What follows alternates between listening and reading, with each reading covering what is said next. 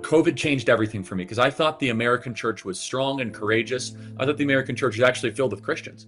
And I thought the American church was hated tyranny and hated evil, as it says in Psalm 97:10. Let those of you who love the Lord hate evil.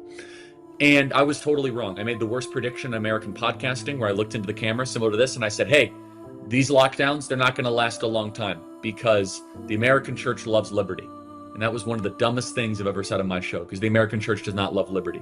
In its proper role, the American church should be counselor to the king, similar to David, Nehemiah, Esther, Mordecai, Jeremiah, Daniel. Being counselor to the king is the biblical role and is the rightful role. The church is completely absent.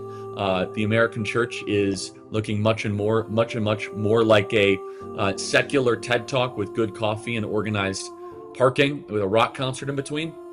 And it's not taking its correct role of speaking truth into the culture, of bringing up disciples, not converts of all nations. In Jeremiah 29:7, it says, demand the welfare of the nation that you are in, because your welfare is tied to your nation's welfare. We should care about our nation. We should care about our country. We should fast and pray for our nation as Daniel did. In 1 Timothy, it says, pray for all of your leaders by name for the wants and concerns of which they are dealing with. We should care about what our leaders are grappling with.